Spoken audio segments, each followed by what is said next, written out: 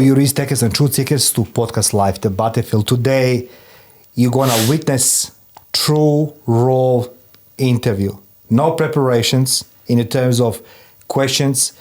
Instead of this, I have somebody in my studio who's going to share with you his life experience, but in form and shape and size that you can succeed in life.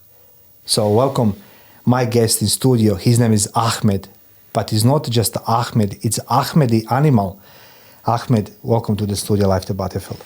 Yeah, thank you. Thank you so much. Ahmed, first of all, thank you for coming on Saturday morning. For several reasons, because you and I, we know life in Australia. Saturday morning, it's quite easy and cruising. Some people do Pilates, some people are sleeping longer, but then all they go together, eat and drink and complaining about life. But yet today, you are here in studio with me. So why did you decide to come in today on Saturday to do podcast? I got a mission. Yeah, tell me. Change the world. As much people as I can. Help as much people as I can. Okay. So, coming from like a very, very traumatic childhood. Yes. Seeing my mum get abused all the time, seeing me get bashed, my brother and my sisters all get abused from my dad.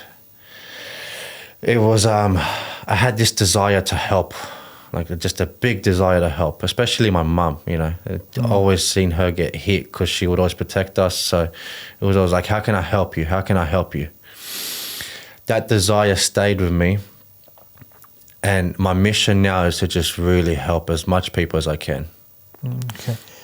So I'm going to be devil advocate, right? There's many podcasters over there with individuals talking about their cry me a river story. My life was bad. My mom didn't love me. Daddy bashed me, all these things. But why do you believe that people should listen to you? Why you think you can change the world?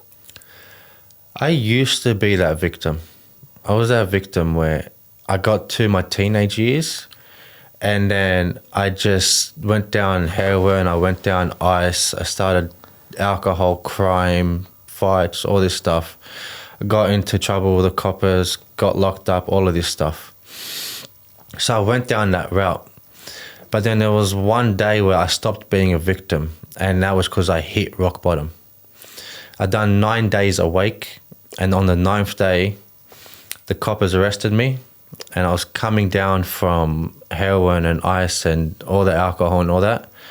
The pain was just too intense, so I decided that's it, I'm going to stop. I'm not going to do this no more. It was more like kind of just a higher version of me, or God just speaking to me like, you deserve better than this. You've had enough suffering. Now's your chance to change. So I took that, and then I ran with it. Also, when I was locked up, my missus was on the phone to me, and she was saying to me, you can now choose your drugs and your crimes, or you can choose me. And it was like perfect timing. It was like just a beautiful message from God. Just like I already confirmed to myself and she didn't know about it. And then she tells me on the phone while I'm inside, like, you have to choose one, me, or you have to choose your drugs. So I chose her. Never looked back. Never looked back. I just started this beautiful journey of healing. Just through fitness. It was all through running. It was all through pushing my body to its absolute limits. Yes. And then as I was doing that, I was healing myself.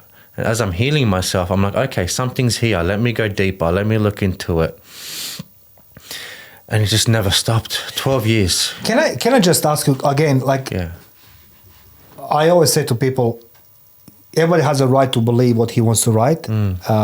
He can believe what it's good or bad for them. I couldn't care less. Everybody, we are all product of our choices. So we need to be careful what we're choosing, right? You agree?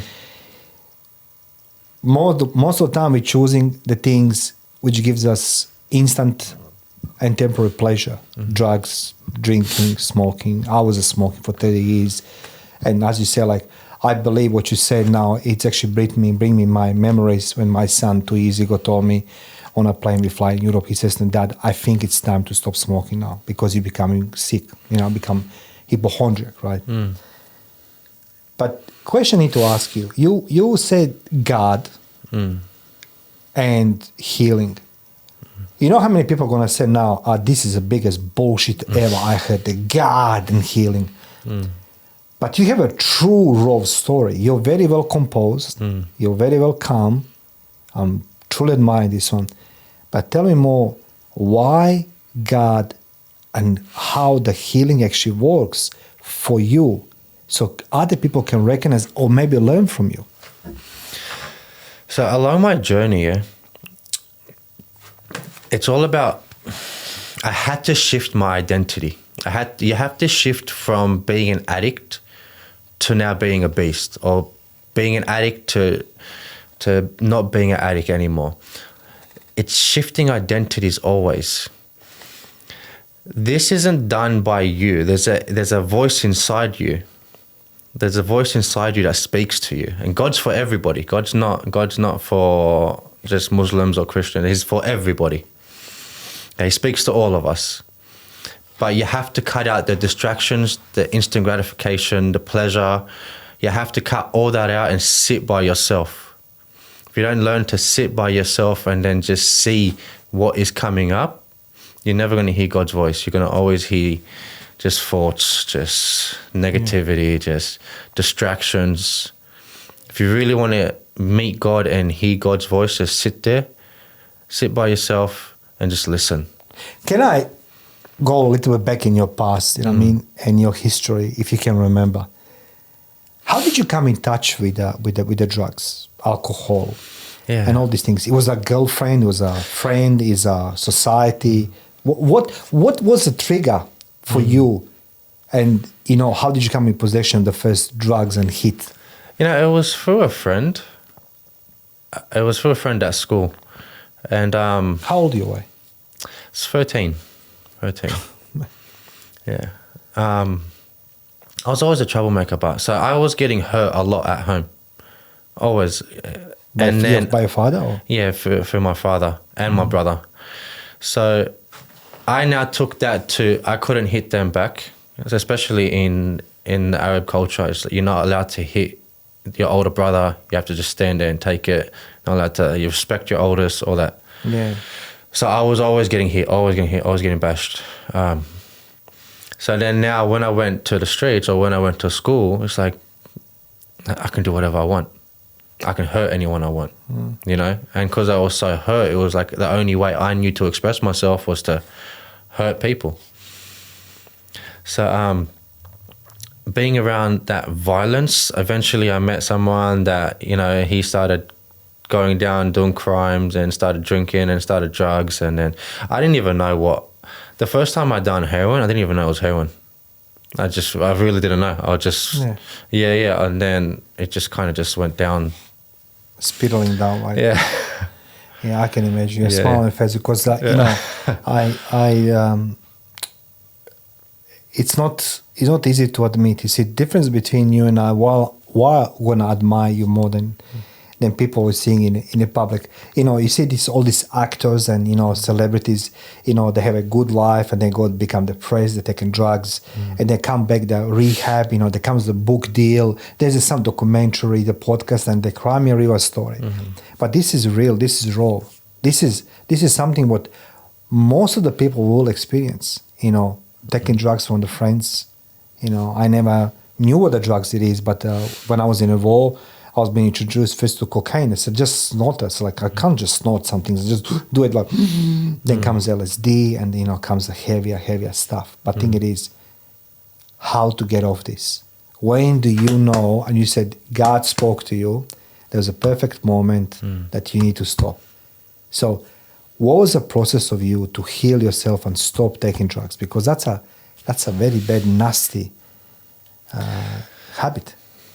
So what happens, we hit rock bottom a lot. And we get two options. Yes. And now you just decide what voice you speak to. Because we all hear it, especially our addicts too. So you'll hit rock bottom and you'll hear say, I want to be better.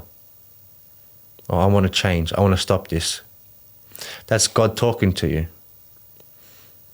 And now it's your decision Are you going to be a victim, or are you going to be strong and go down this route? Interesting, yeah. And if you don't listen, Yeah. you just get more pain. Can I ask you, do you believe that our actions actually cause more hurt to people around us who loved us? Yeah, of course. Of course. I hurt my mum so much. So much. You know, imagine like I was the only child that went down the wrong path. So just imagine just always going to the cop shop, always going to court, always coming to visit me in jail and that.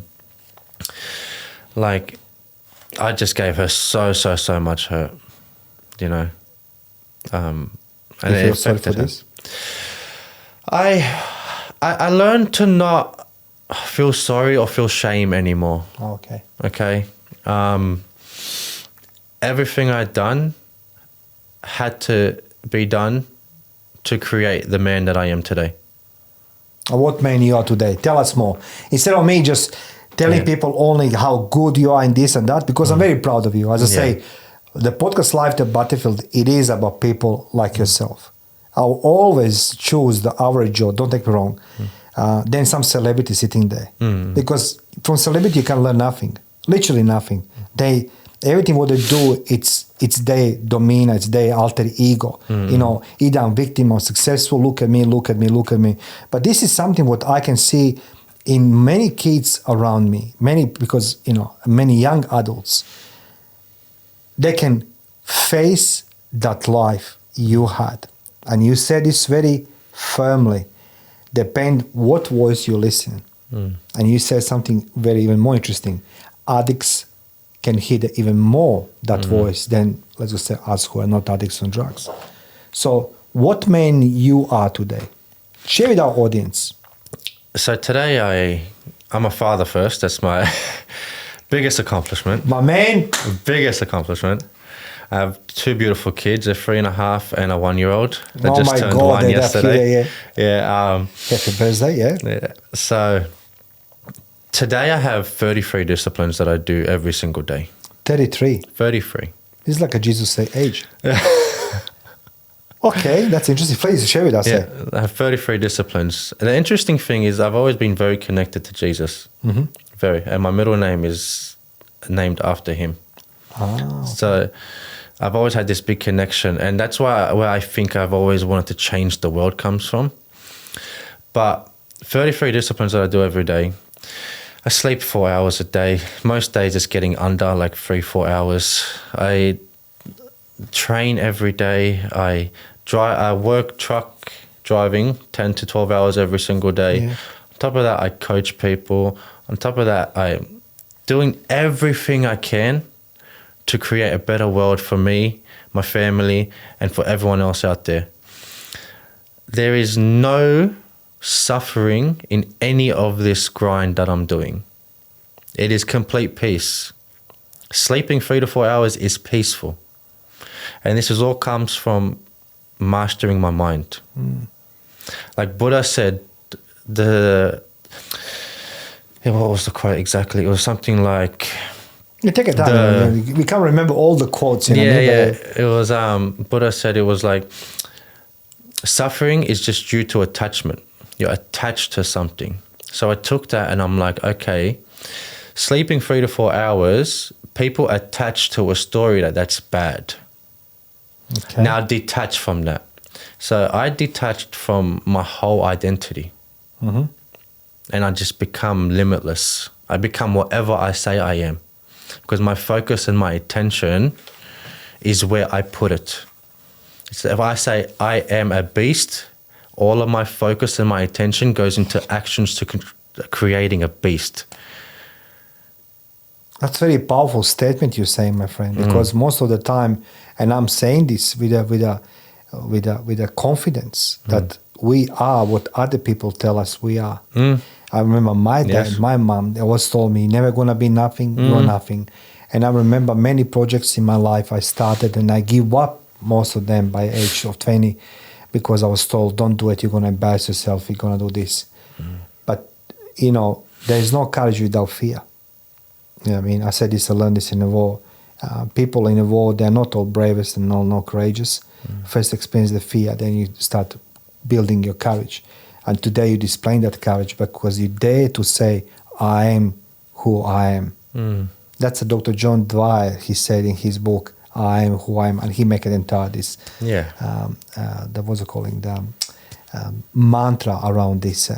So sleeping 4 hours, you think that's enough? Man, I've been doing it for 6 years. For 6 years? For 6 years. I work sometimes 60 to 70 hours a week. I used to study at uni and have my first daughter and still work out every single day. Like, your body will follow whatever your mind believes. That's how are you going to convince them to say, imagine I come to you and say like, hi, Ahmed and Amin, I want to join your program, Beast Mastery, right? And I want to be the beast. But you can see that I don't believe, my mind, those things. How are you going to demonstrate, convince me that I need to believe my mind, that my body will follow, my thoughts will follow my mind? Yeah. So we start by taking little wins. Okay. So we start with discipline, giving you a checklist, and we start with little wins. Yeah. So as we take these little wins, we're reprogramming our mind. I'm a winner. I'm a winner. I'm not a victim. I'm not a loser. I'm a winner. I'm strong. More wins, more wins, more wins, more wins. I can show you spreadsheet on spreadsheets of when I do a discipline, I tick it green. I got thousands of greens that have proven to me that I'm a winner. Imagine looking back for like a year or worth of spreadsheets and you just see I won here, and you got thousands of wins right in front of your face. And there's also, so along my journey, if I never healed my inner child, okay, I wouldn't be able to convince my mind I am whatever I say I am.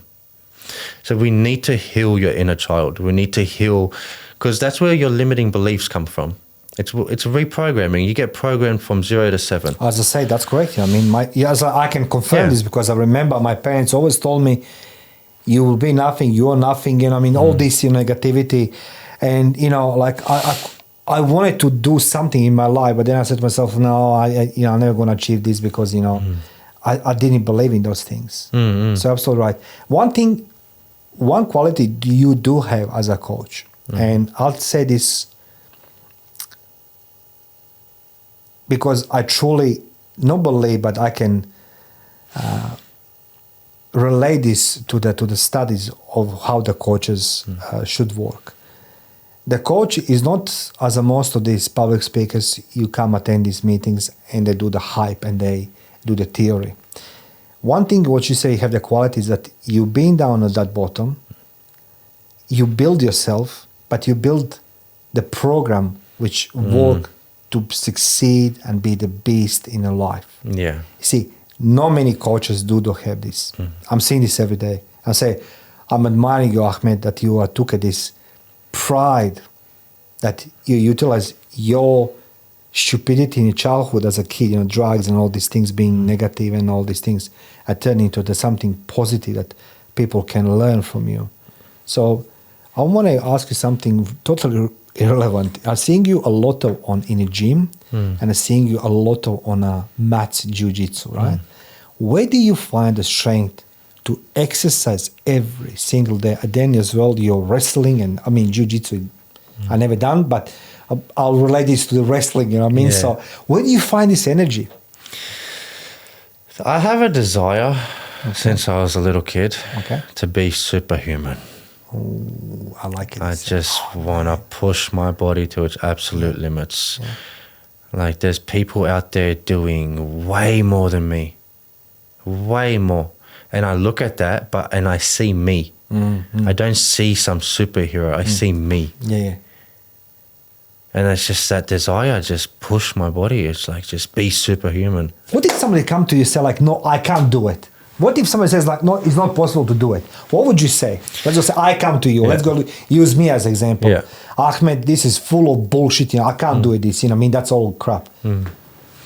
How would you react? I say, if I can do it, you can do it. Okay.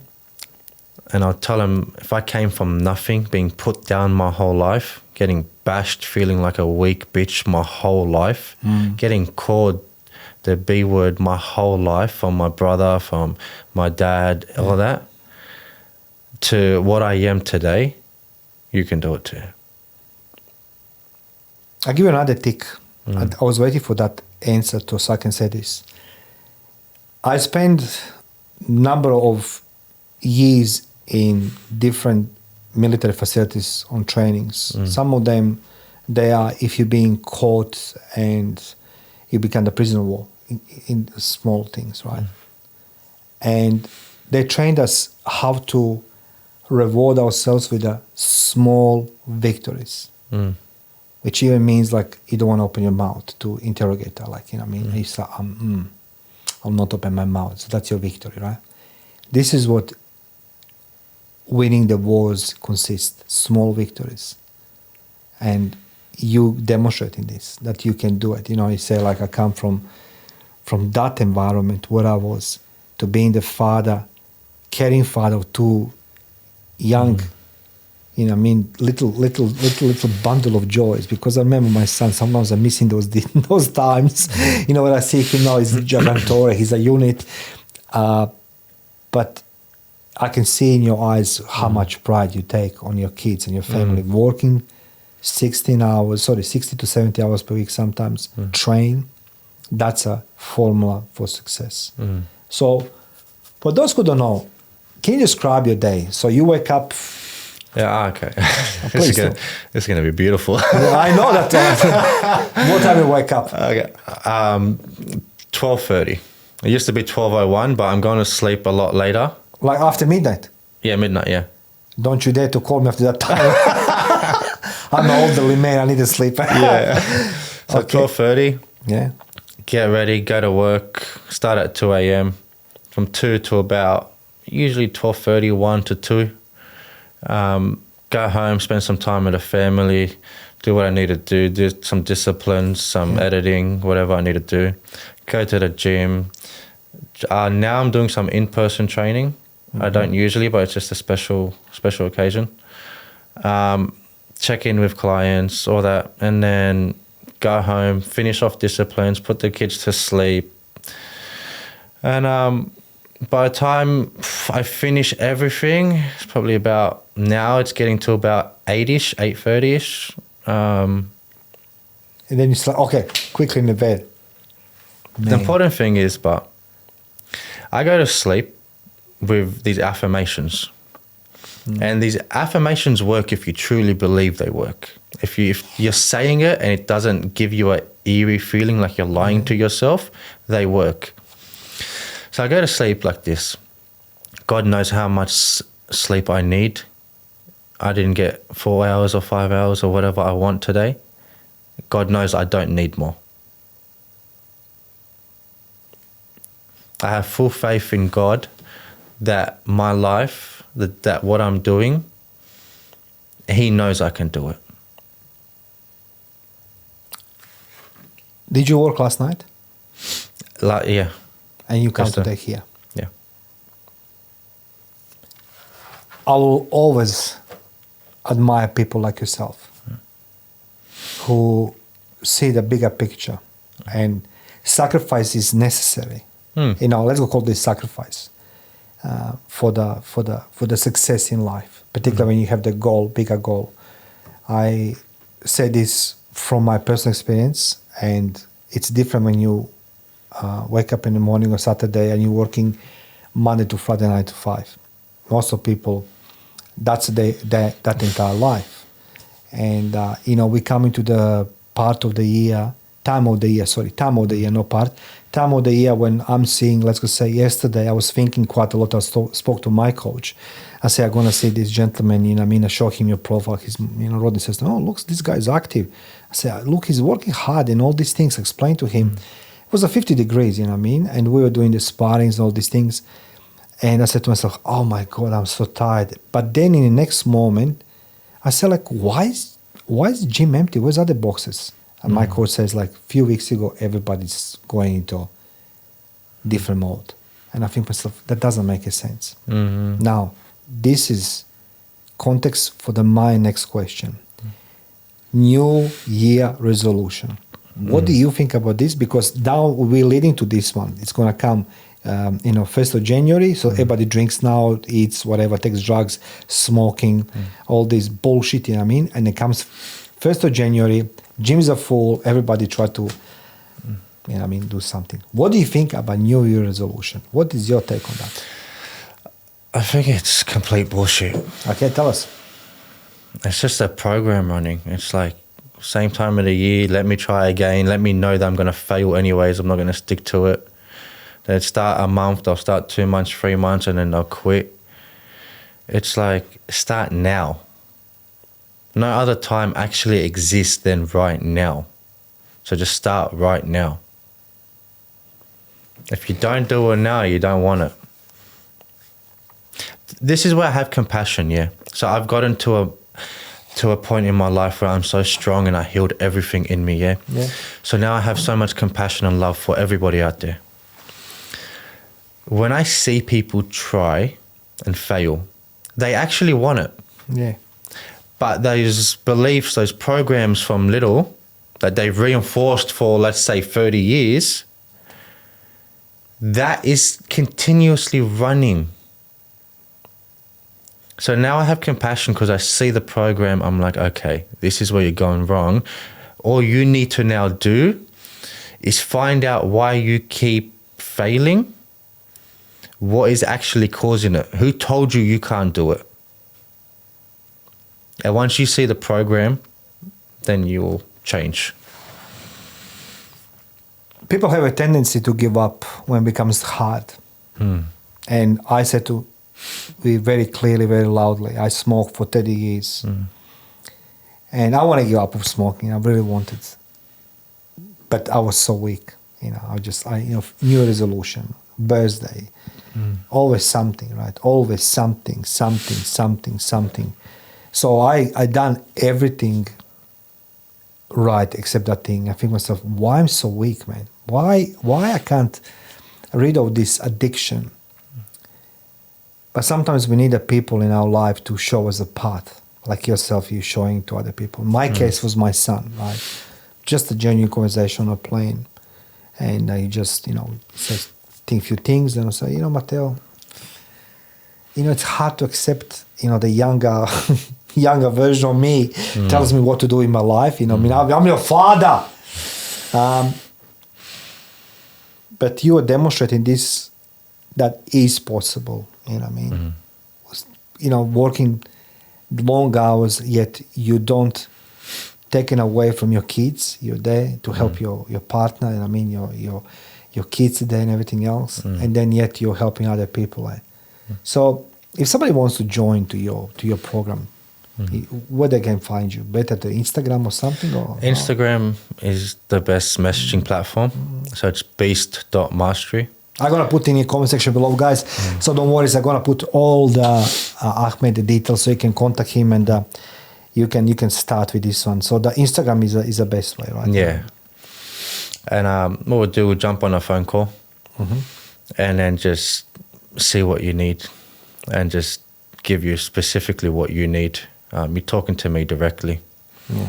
And yeah. Do you take no for the answer? I do, but I like, my whole thing is I go through life every single moment that God organized this for me. I have complete faith that if someone doesn't join with me, it's probably just wasting both our time. Why are you so calm, man? Why are you so calm? You know what I mean? Like, you're so well composed, you know what I mean? Because usually, and I say this with a full right and full authority. I was in military 14 years. I was a commanding officer. You know what I mean? I have so many soldiers in front of me. And I can't remember that I maybe shouted maybe 5 or 6 times. Mostly it was during a combat, shouting, bring me this or something like this. But to front of on a drills, on a exercising and everything else, I never shouted. But you are coming even more composed. You are down to earth. You're confident in what you're talking about, and that's what the people need to see in their coach. Do you agree? Yeah. There's 2 reasons. Please share with us. The first reason, I got so strong where I'm not worried about nothing. Oh, okay. I have no fear at all. As I just got so strong, I have no fear, I have complete confidence in myself. The second reason, which is more important, I wake up and the first thing I do is I surrender to God. I just say, God, thank you for today. I surrender completely. Even if my ego does not understand what's happening, I completely surrender. The day is yours. So anything that happens, it's straight from God. That is very, very powerful, my friend. Well, Ahmed, guys, I'm going to put in the description section all Ahmed details. You can contact him. And I highly recommend to talk to Ahmed. And as that Life the Battlefield stands for the exposing false gurus through human intelligence. And I will never recommend coaches who doesn't know how to demonstrate how to do it. Theory, it's a one thing. But if you want to succeed in your life, you need to have somebody who's going to show you how. I do remember my days in military, and we have the dream instructor, and he will show us in theory. Then he will show us in practice how he does. And then thirdly, third component is we need to complete that section entirely, but doing in practice on our own. And that's what you're doing. And that's always going to recommend people like yourself. Ahmed, thank you for being my guest today on Life the Battlefield. Thank you so much. You're Thank welcome, you. Ahmed. Guys, feel free to subscribe, share, like, a comment, and please contact Ahmed with your questions, queries. I truly believe that Ahmed will assist you to reach your goals. Thank you. Thank you.